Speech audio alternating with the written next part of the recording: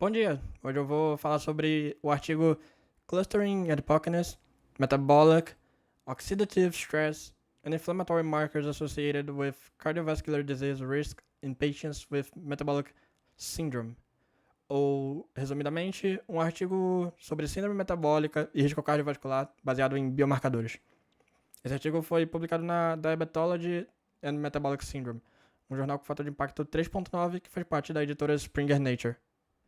Primeiramente, é importante entender o que é síndrome metabólica, qual o problema o estudo aborda e qual é o seu objetivo. A síndrome metabólica é um conjunto de distúrbios metabólicos que aumentam significativamente a chance de doenças cardiovasculares.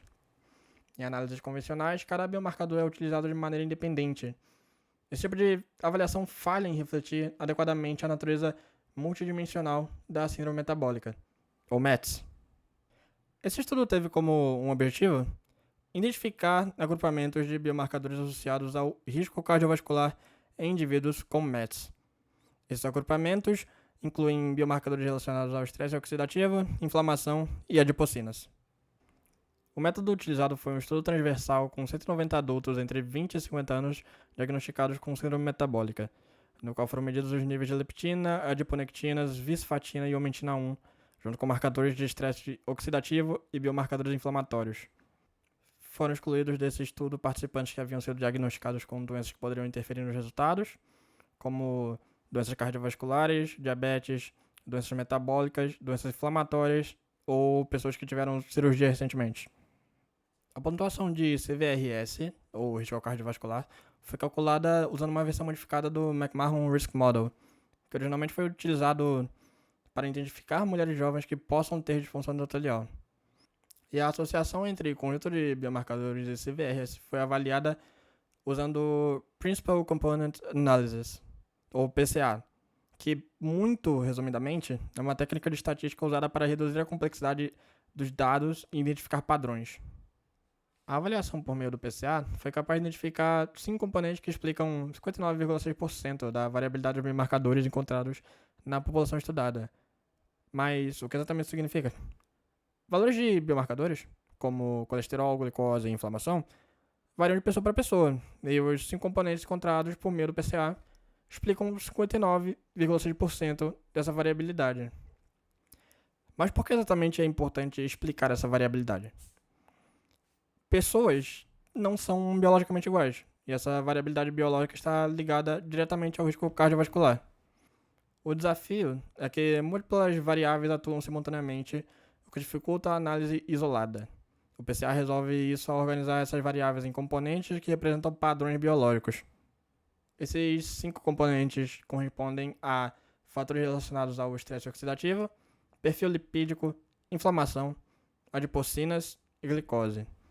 Todos esses componentes foram preditores independentes do risco cardiovascular. Agora, sobre as limitações desse estudo.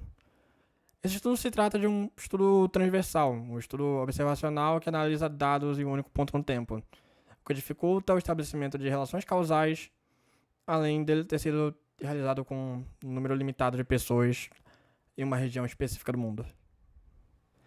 Em conclusão, esse estudo mostra um avanço metodológico quando comparado ao método tradicional de análise baseado em biomarcador, enfatizando o agrupamento de múltiplos biomarcadores como estrutura analítica. METS não pode ser explicada por meio de um único mecanismo biológico. Em vez disso, processos oxidativos, metabólicos e inflamatórios operam como agrupamentos que interagem entre si e atuam em conjunto. Considerações finais aqui. As ferramentas ou aplicativos que eu usei foi o Obsidian, que é um aplicativo bom para organizar um pouco as coisas, ou estudar também, às vezes. Ele é bem versátil, e é de graça, é bom. Um aplicativo de edição chamado DaVinci Resolve, que é um aplicativo de edição grátis, tem uma versão paga também, mas a versão grátis já é bem boa. Ele é um pouco mais complicado do que os aplicativos de edição que você encontra por aí, mas dá pra fazer bastante coisa com ele. O Canva, clássico Canva, um aplicativo chamado Audacity, que serve para gravar áudio. Eu usei o ChatGPT para me ajudar com a estrutura do trabalho e para eu conseguir ter mais ideias do que botar no vídeo. E eu usei uma extensão chamada Quillbot, uma extensão de correção ortográfica. Eu achei ela bem boa. As imagens eu tirei da Biblioteca Nacional de Saúde, do Ministério da Saúde, do Laboratório de Estatística e Geoinformação da Universidade Federal do Paraná. A imagem sobre estudo transversal que eu achei, eu tirei de um PDF do Centro Universitário de Anápolis, do programa de pós-graduação em odontologia deles.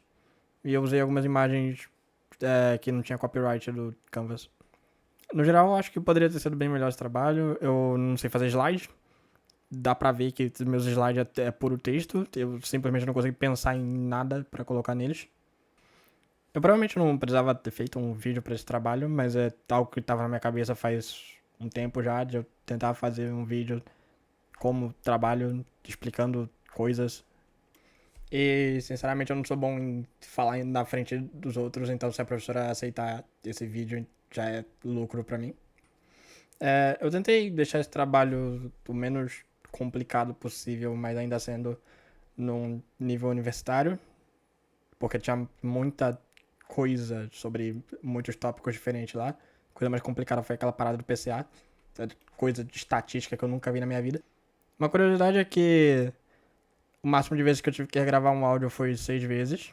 Eu consegui errar uma fala 6 vezes seguidas.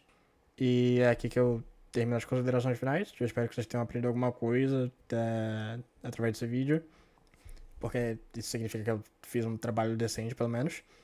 Qualquer crítica construtiva é bem-vinda, e se vocês tiverem alguma pergunta, eu vou fazer o meu máximo para responder ela. Obrigado pela atenção.